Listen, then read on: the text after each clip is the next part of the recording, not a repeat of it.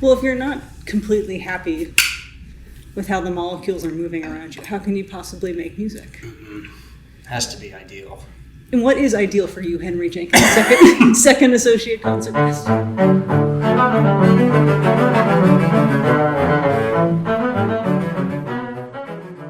Hi everyone, welcome to OSA Backstage. I'm Dani Meyer, and on today's episode, Serena and I are talking to second Associate Concertmaster and soloist on our upcoming Symphony Joslyn program, Henry Jenkins. He is performing Piazzolla's Four Seasons of Buenos Aires. A few things. One, we started recording and ended up going straight into conversation, and so it's definitely not in the order that we planned, but that's okay. That's what flexibility is for, right? Right. Two, I feel a little boneheaded. We did not give Piazzolla the context that it absolutely deserves. So here is your short version. If you've never experienced the Piazzolla before, Argentinian composer went over to France to study with the legendary Nadia Boulanger, who's famous for helping composers like Ravel and Gershwin discover who and what their voice is as composers. And he tried really hard, weirdly, to keep the bandoneon, the tango side of him, kind of separate from his composition. And finally, Boulanger heard Piazzolla practicing a few tangos and basically told him, stop being an idiot. This is who you are. Compose using this. And that is where Piazzolla's voice comes from. He stopped being an idiot and he started writing with this exceptional new tango voice, right? So what he did next was he took this concept of Vivaldi's Four Seasons and he did his own take, the Four Seasons of Buenos Aires, for violin, and it was originally for his personal band. And then a Russian, I believe a Russian composer whose name I cannot pronounce, Henry does a really good job, came back and rearranged it for violin solo and strings, and also included some fun excerpts from Vivaldi tucked within, which is just phenomenal. It's highly improvisatory. It's so much fun. And it's one of the most famous solos for violin. Really glad that Henry wanted to play it and that he brought it to us as a potential future solo a couple seasons ago. That's the short version. Hope you enjoy. I know you'll enjoy. And here's the episode. Really know anymore. What's in your rider as a soloist? Do you have a rider of... That is a great question that we should start asking our Joslyn soloists. If you got a rider, what would be in your rider? A rider. What does that mean? A rider is... Well, for example... A more practical version is bananas. Well, there's Please have some bananas for me backstage and sparkling water, for example. Right. There's the green M&M thing where it's like everyone thinks like, oh, only give me green M&Ms. And everyone thinks that's a joke. But actually, the reason why that happened was because they knew if you didn't pay attention to the little details, there's no way you're going to pay attention to the big details. And so it's like keeping these big rock stars safe. If you have people who are just skimming stuff and doing shoddy work on rigging and so that's where the rider's actually important. That's interesting.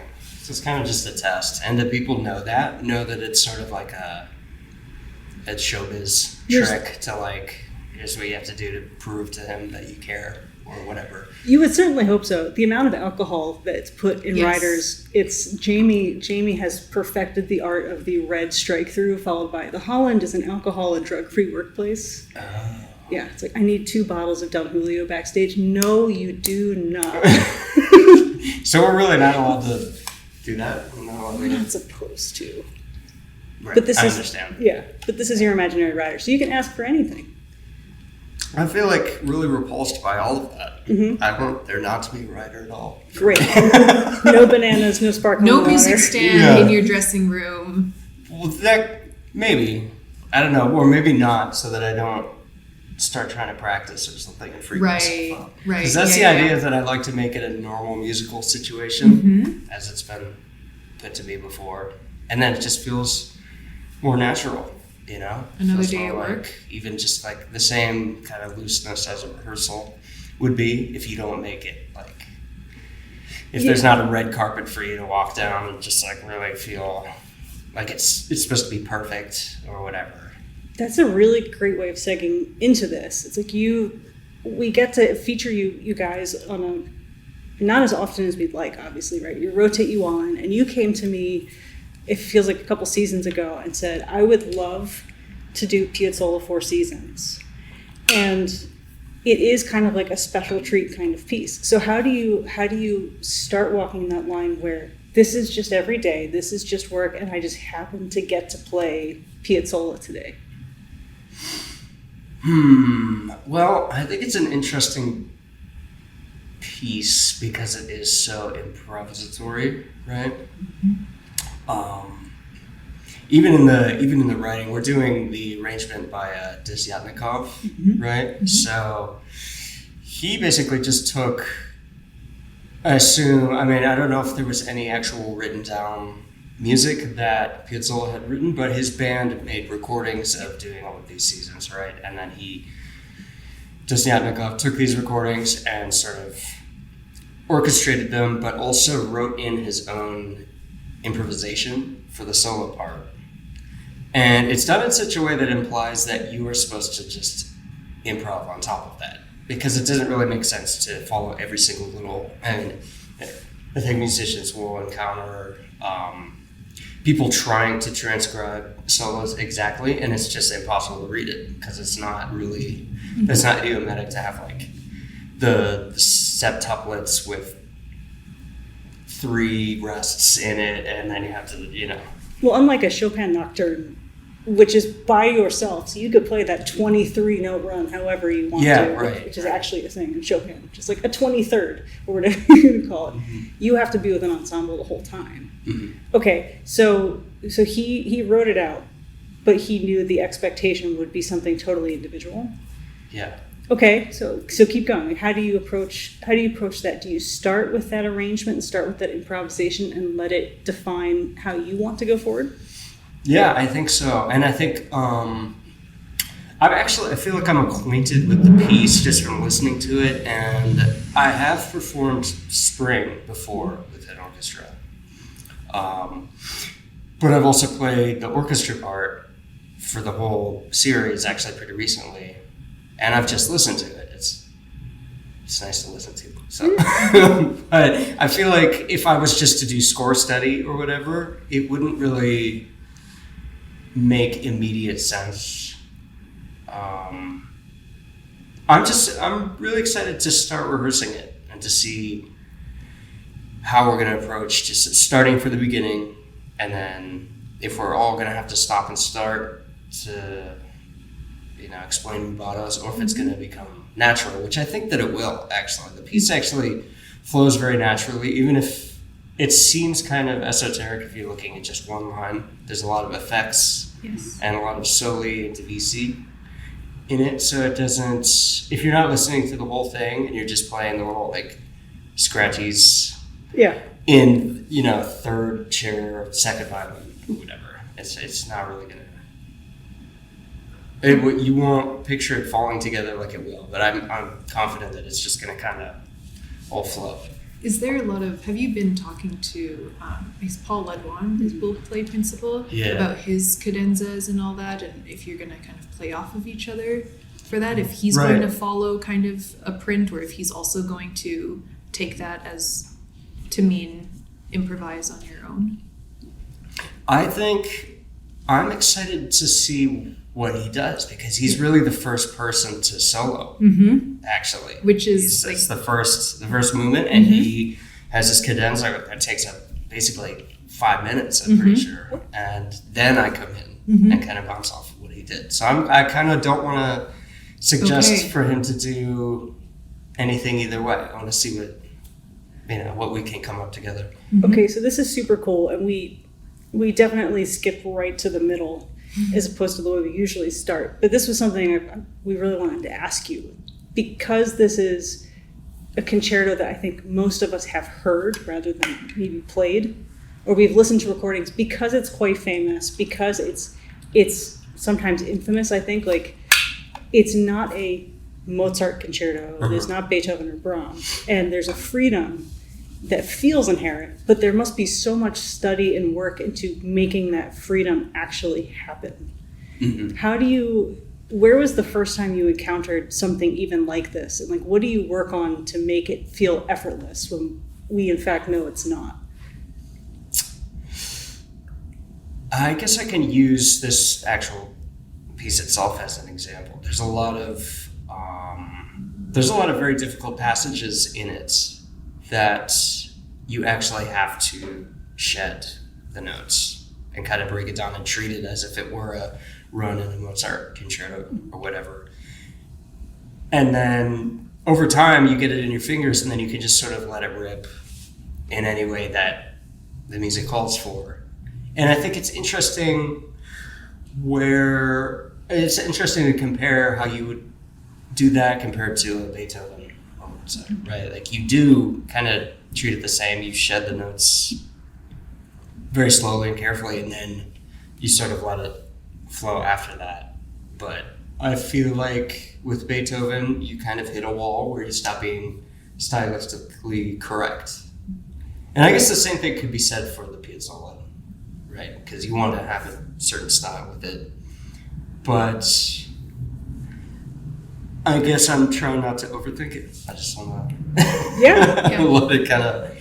You obviously, like, you have to be immersed enough to not have to think at the time, just to let it happen. Mm-hmm. Are there other pieces you've played prior to this that made you want to get to Piazzolla? You mean something that inspired me to play Piazzolla specifically? Yeah, like you just have this kind of natural draw towards out-of-the-box violin solos, right? Like you're not afraid to tack an electric violin. You're not afraid to do, the Resonance soiree last year. You weren't afraid to be the bohemian violin player kind of weaving in and out, right? Like you seem to enjoy taking risks, and Piazzolla has that air constantly of the soloist is taking a risk. They're on this tight wire. Like, where did you first decide, I want to try doing stuff like that, or was there no conscious decision? I guess it's less about being drawn to any one particular style or genre and more an interest in doing whatever's presented to me 100%. Okay. I guess. Or not 100%, or rather like giving it my all in whatever music is put in front of me or expected of me, which I think is interesting. I think all genres and all types of music are rewarding if you give it the credit it deserves. If you actually try to stick to the style, or with the soiree, for example, that was really fun. And honestly, it is something close to me because I kind of grew up listening to that music, and that was fun. Yeah, I'm not going to say that I'm a jazz musician at all. Anybody who actually plays jazz knows that was total BS, everything I was doing. But, it was basically a character I was playing, right? Okay. So I guess you could put it like that. You are acting, or... So you enjoy inhabiting different characters. Yeah, sure. So you said you listened to jazz growing up. You listened to that. Yeah. Okay. So did music start at home, in the concert hall, or at school for you? Definitely at home. My parents would listen to all kinds of music also, since I was little. And this one in particular, the hot jazz, cafe jazz trio stuff with Django Reinhardt and Stefan Grappelli. My dad would always play those CDs when we were driving. I just remember that, and then I kind of got hooked on that sort of music. And I never really... At the time, I didn't devote practicing jazz or, devoting time to practicing, actually learning how to improv and stuff like that. But I was always really charmed by the carefreeness of it, if you will. Sort of just not having to stick to a specific note that's written down. Because I was learning Suzuki method at the time, which is not a knock on them at all, I feel like. We all owe them a lot, Can we explain Suzuki real fast? Yeah. So I never went through Suzuki because I'm a bass player. Oh, really? They don't have one for... They do now. I don't know if it existed when I was tiny enough to benefit from it. I got the Essential Elements. Essential Elements, flute, all the band instruments. I got Samandal, which is... Yes, the bass specific. Is that the orange t-shirts that you wear? I love that. It's great. I'm jealous. I still wish can't we had believe someone made that a t-shirt. 1890s bass torture. And then, the French Rabat stuff. But Suzuki never showed up. So Suzuki was brought over and then swept the nation, right? And it's a systematic series of pieces that do you memorize from Go? Is that the expectation? I think you're expected to memorize. Okay. Yes. So playing by ear, right? You're learning everything by watching others and playing with other older people, and you hear the music and then you do what you hear and you do what you see. So Okay, so the Sprouts program here in Omaha, Suzuki based, the Sprouts program is great because it connects the tiniest of tots with like instruments this big, and they gain confidence, right, in violin. But if that is very prescribed, you do exactly as you like. The notes are in this order with this bone, with your Mississippi hot sauce. Yeah. So it didn't take you too long to realize that you kind of wanted to push the Suzuki boundaries a little bit. Yes. And actually what you said about learning by ear, and that I didn't realize whether or not that was specific to Suzuki or if that's sort of part of it, like you are expected to just like be able to replicate things without knowing what the notes are. Yes, I think but that's how I have approached music my whole life, actually. And honestly, I couldn't really read music effectively until undergrad, even masters, really. It's sort of, I kind of just absorbed that, or rather grew that muscle from being in orchestra and having to churn out music, have it in front of you, and then the most efficient thing to do is really just be able to look at the notes and play them. And without having to listen to the whole piece and internalize it that way. But before then, that's how I learned everything. It's just listening to it and replicating the sound. So that's, I think, why I'm drawn to different types of music, is because that's how I think of all of it. Sort of just repetition of sound, or absorbing something someone did and growing on that, or using it to interpret a different genre even. That's fascinating. So how did you even survive undergrad? I didn't really. It was pretty rough for me, actually, because it was totally a different world than I was used to when I got there. I failed out of theory immediately, obviously. Oh man! Because I just not for lack of trying. I really just had no idea what was going on, and it was sort of assumed that you at least knew what the tonic, etc. was, but I really didn't. I didn't know any of that stuff because I never really thought about it. I mean, my teachers tried, but I kind of just would rather learn. Yeah. And mess around. We'll just make stuff up. So you had to figure out how to get through undergrad. Yes. But what do you remember? Was there a turning point where you realized it was worth it, or was it always worth it to play an orchestra? Is this is orchestra kind of your end goal, or do you just enjoy seeing what happens next? I think the cliche of every undergrad violinist is that they're going to be a soloist, whatever. And I never thought that, really. I didn't know what I was expecting, even. I just thought, I'm going to be here and learn how to play, and we'll see what happens. And then, after that, when you're a sophomore, everybody's like, oh, well, I'm going to get an orchestra job and be a chamber musician. I'm gonna join a famous quartet and then do orchestra for my day job. and then you get to masters and you're like, all right, I got to learn excerpts so I can get a job at all. I need to But I was never very, I was never cynical about it. I was just happy to be making a living off of music. Mm-hmm. And like I said, I like all kinds of music, so this is very bohemian of you. Yeah, I guess you're establishing yourself as a bohemian. So you just kind of went in with this sort of optimistic, I'm enjoying this, I'm going to keep trying, which is fantastic. So then how did you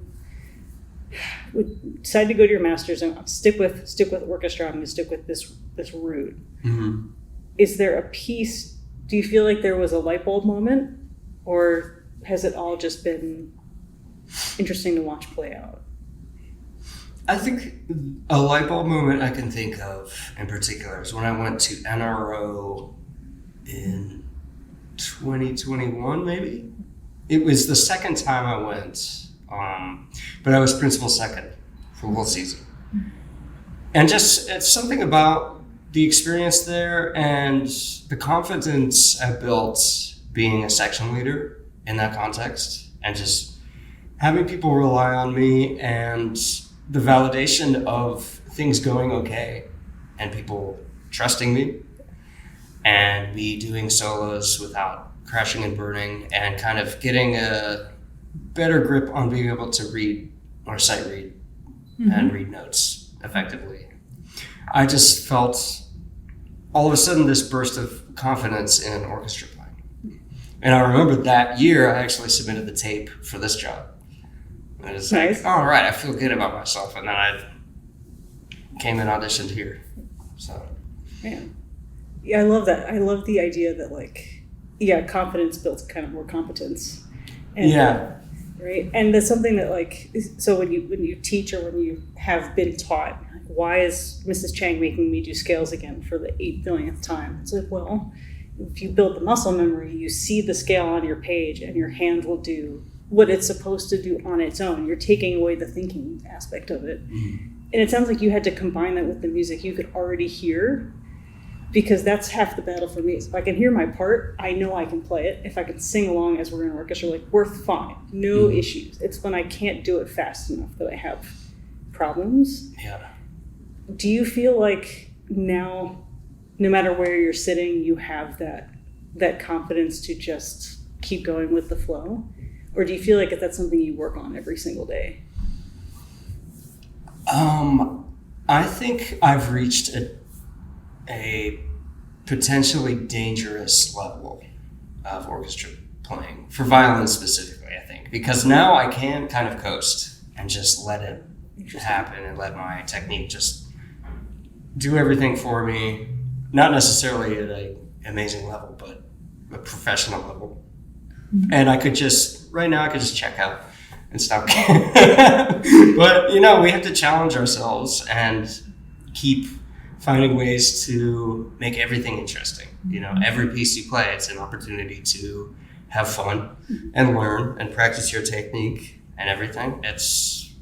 So I try to do that. I try to treat everything like it's new and inspire myself. Do you have, I mean, you also do things like you just happen to play mandolin and guitar. This is an upper string thing that I do not understand at all. You violinists and violists just randomly show up with a mandolin to services like, hi, hello, yes, I'm ready. And I don't understand how you do that. So, and you played guitar in our Alexander Payne show. Why? Why guitar? Emily needed a guitar, and I was so scared because, you know, I've played guitar my whole life, but not really, certainly not a classical trained level, and I can't really read the music very well. So I was so scared it was going to be something like, I said yes, but I looked at the music and it was just chords that you can improv in the style of it was the Italian movie. I forget exactly what it was. The Morricone? Or, I don't know if it was him that wrote it, but it was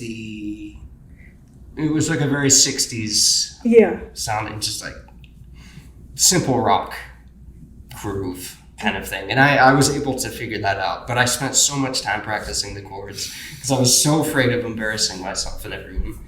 And it was honestly so weird being on the other side of the stage and having to try to listen to the keyboard and the rhythm section that is 100 feet apart from each other.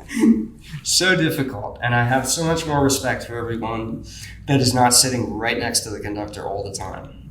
Because I forget how hard it is to, you know, interpret from literally 100 feet away. But then if you have the opposite, if you're used to sitting 100 feet away, to be suddenly in the hot seat, it's like, I feel very exposed. Like if I'm sure. So you played guitar prior to that, right? You didn't just, okay. Yes. Yeah, I had some knowledge of guitar, definitely. How long do you think it took for you to feel like you were comfortable? Preparing for that specific moment? Yeah.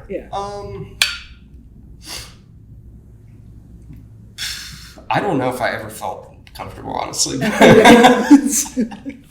mean, I definitely drilled the chords. There was like 3 chords, and I just practiced doing them in different inversions over and over and over again while I was watching TV. I just I can't mess this up, Nice. Because it would be so obvious.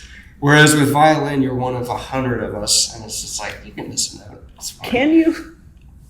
I don't know. I mean, it is the percentage of notes y'all have versus the percentage of notes I have is kind of obscene. Right. I thank God for it almost every week that I don't play your instrument. But yeah, the grocery list test or the TV test, it's like, well, my hands do what they're supposed to do when my brain is totally engaged elsewhere. Okay. Okay. You also, that's fun because you looked cool as a cucumber when you just like parked yourself there for the. Good. Yeah. I'm glad it wasn't. Your poker face is phenomenal. Okay, you also play all the chamber music, which I think will be really helpful for the Piazzolla, right? Like Yes. Do you enjoy? You said you were principal second at NRO, and that's a very strong but supportive role. Mm-hmm. Then you usually play a lot of first violin for the quartet gigs or the chamber music. Do you have like a preferred role in chamber music that feels good, or are you open to all of it? I like all of it. I mean, I even like playing viola on the off chance that someone wants to humor me. Wait about a music mentors on viola once. Are you serious? Once or twice even, I think. Yeah. It was fun. Do all of you just do that?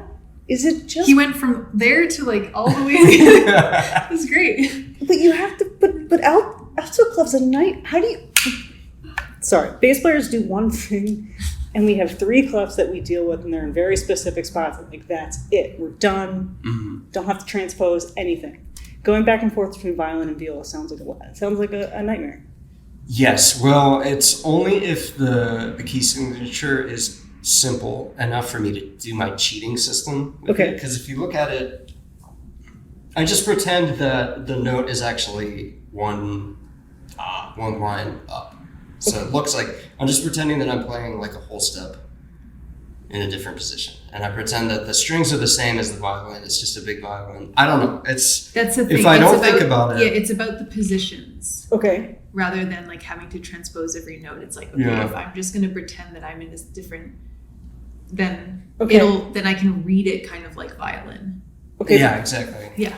So I love this because it seems to combine all of your strengths at the same time. Me not being able to read music really helps actually a lot. Like I'm not worried about what note it actually is. I just put my finger in the right place. You're not blocked in by expectations or... Exactly. Yeah, my brain on the other hand is just like error 404 just flashing across the screen.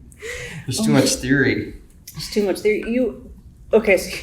So you will play almost anything as long as it feels interesting and engaging. Mm-hmm. Have you ever found a composer where like, this is it, like this is my voice, or does that change just because you have something new and that's exciting?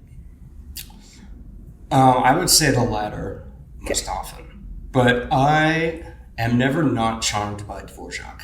I'll say that.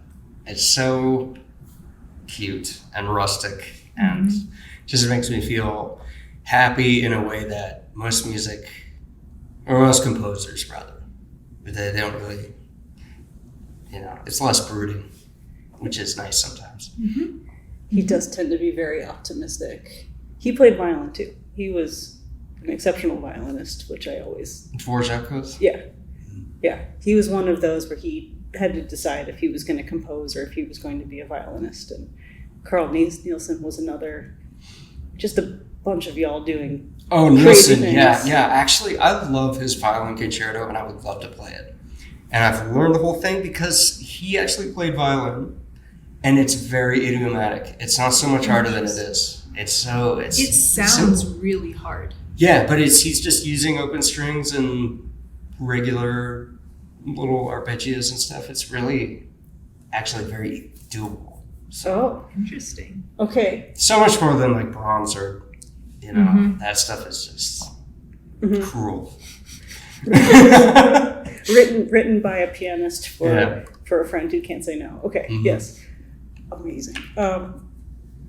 Henry, this has been a delight. I am so excited for Piazzolla. I'm excited to see what you do. Have you listened to specific recordings, or do you tend to? I know you said like you grew up with this. You love listening and hearing it.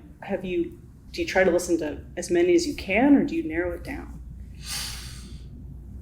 I tend to narrow it down when I do listen to something I'm working on. Oftentimes, if I'm going to play a piece, I don't want to listen to it too much so that I don't just start replicating or trying to replicate what somebody else did, but the diet version of that. You know what I mean?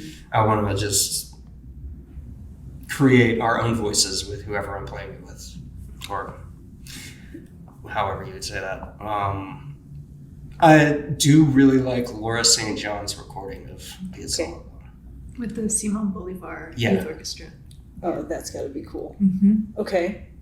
Yeah, as she's bending all kinds of rules and just doing it wherever she wants with everything, and that is really inspiring. I'm not going to replicate exactly what she's doing. You should have your own voice. Yes, I mean, listening to that really inspires me to just let loose. I love knowing what's possible. I think that's what the recorders like. Even if it's someone introduced me to the phrase, that's a choice. Yeah, exactly. Which is a nice way of saying, oh, absolutely not. But it's for... I wouldn't. However, the fact that we can, I think, also speaks to that variety that you're talking about with music, making everything is interesting. Everything can be new. What can I find about this that I enjoy? Maybe that's doing some crazy tempo or some other choice that you might not agree with. But, But it's out there. It's out there. It's better to, like, you start, I think, realizing what you want more, even if sometimes that's by narrowing down what you don't want. How much does working with people, your colleagues that you've known for years now, how much does that help you in a situation like Piazzolla where it is so ensemble? Everyone has a part, but you're also coming to the table. It's like, we're going to kind of see what happens. There's not one expectation for how it's going to go. So how much does helping or knowing your colleagues help? Well, I'm sure it can't hurt that I've played with pretty much everybody in a chamber music setting at this point. And I was thinking specifically Thomas and Paul and Greg in the lower strings, and Bobby and Nate, and that's going to really help just... they'll be able to tell what I want pretty quickly and easily, and that's going to help drive everything or slow it down, depending. I know that the violins are going to get really excited about this because there's a lot of soli. I'm not sure exactly how many people are going to be on each part for this. Probably 6 or even 4. It's not going to be big.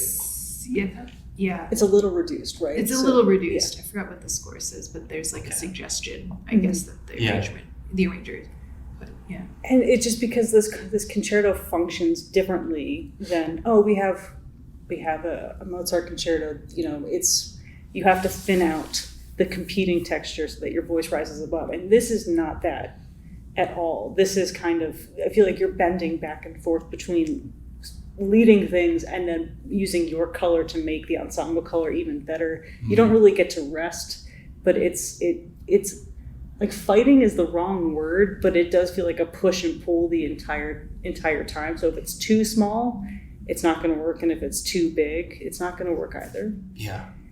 Which is a bunch of gibberish for saying, I hope we reduced it to the proper amount. We can always do it in post, I guess. There is no post.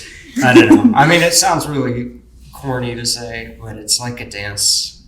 The solos are all just moving around each other all the time and having to match the energy. Or not, depending. What's a dance is a much better word than a fight for a concerto. Well, that was just my thought. I don't know, but it can be fighting sometimes. It is a tango. I'm the dumbest person in the universe. It's no, I mean, it's barely even a tango anymore. The way that it's all like. Yeah. You could. It's sort of like in the way that Baroque stuff had dance forms. It's like nobody was going to actually dance to that. It helps. It informs you to know what the dance was like, but no one's going to come dance an allemande while you. Yeah. Okay. No, that's I.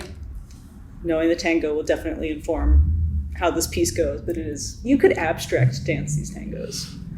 Yeah. Yeah. That would be cool. I mean, I've seen videos of Piazzolla's actual band playing this stuff with dancers in front. And I don't know if... I don't really understand how dance works, honestly. I know you dance, but...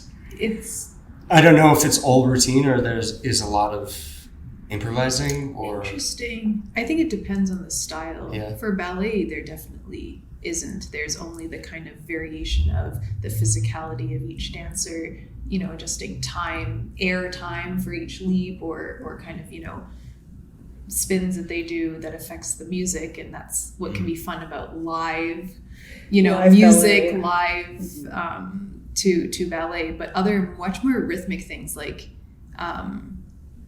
Irish dance, it's all choreographed.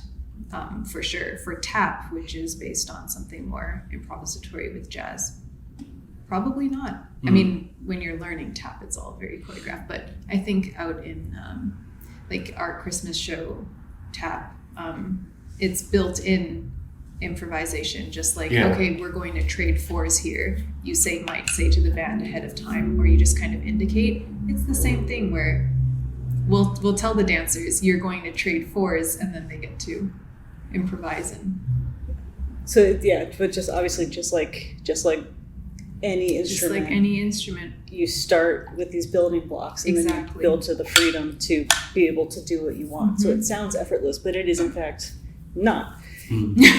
Since you have played half the instruments on stage, it seems, if you had 30 minutes, no consequences, you could just waltz on stage, look around, do whatever, or try whatever, what would you do?